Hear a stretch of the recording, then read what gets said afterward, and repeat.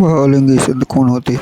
जब से हम यहाँ पर आए हैं और जब जब हम पूज्य गुरुदेव का जयकारा लगवाते हैं तो वहाँ पर एक शब्द बोलते हैं, भावलिंगी संत। भावलिंगी संत जब आचार्य भगवान कुंद स्वामी दिगंबर साधुओं के विषय में बताते हैं तो बताते हैं वहाँ पर कि दो प्रकार के साधु होते हैं। एक साधु वो होते हैं जो मात्र द्रव्यलिंगी होते हैं, दूसरे साधु वो होते हैं जो द्रव्यलिंगी के साथ साथ भावलिंगी भी होते हैं। द्रव्यलिंग का तात्पर्य होता है जो ये बाहरी भेष है, जो ये निग्रंथ स्वरूप है, एक टाइम भोजन, केशनौच, पद विहार, सर्दी गर्मी सहन करना, जो जो चीज़ें शरीर के आश्रित हैं वो सारी की सारी द्रव्यलिंग कहलाता है। अब इस द्रव्यलिंग का जो पालन होता है वो दो भावों से होता है।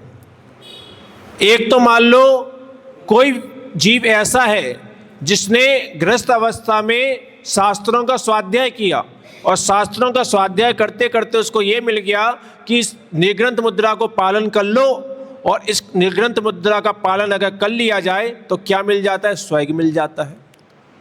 और फिर स्वर्ग में ऐसे ऐसे रत्नों के विमान मिलेंगे, ऐसी ऐसी रिद्धियाँ मिलेंगी, इतनी सारी देवियाँ मिलेंगी।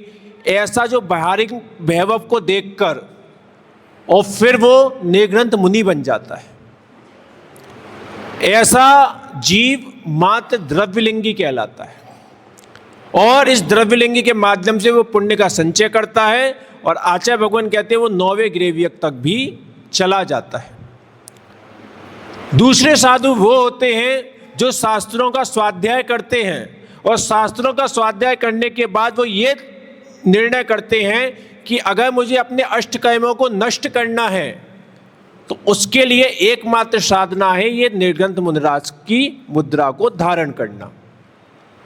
और इसलिए वो फिर अष्टकामों को नष्ट करने के लिए इस निर्ग्रंथ मुद्रा को धारण करते हैं और फिर उनकी जितनी भी साधना होती है वो सारी की सारी क्या होती है? अपने आत्मा के आश्रित साधना होती है। उनका हर क्रियाकलाप के पीछे एक ही मोटिव होता है, वो मोटिव होता है कि मुझे अपने अष्टकामों को नष्ट करना है। तो जिनका अष्टकामों को नष्ट करने का भाव है वे भावलिंगी साधु हैं, और जिनका केवल इस निग्रंथ मुद्रा को पालन करने के बाद स्वर्ग का वैभव आदि प्राप्त करना है, अथवा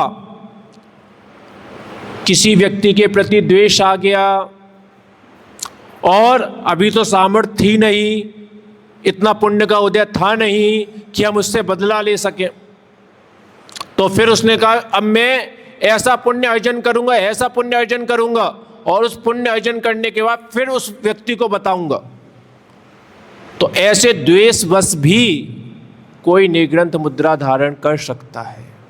तो चाहे वो धन वैभव के राग में निग्रंथ मुद्रा धारण करें अथवा किसी के द्वेषवश अगर वो निग्रंथ मुद्रा धारण करते हैं, तो ये दोनों ही साधु मात्र द्रव्यलिंगी कहलाते हैं।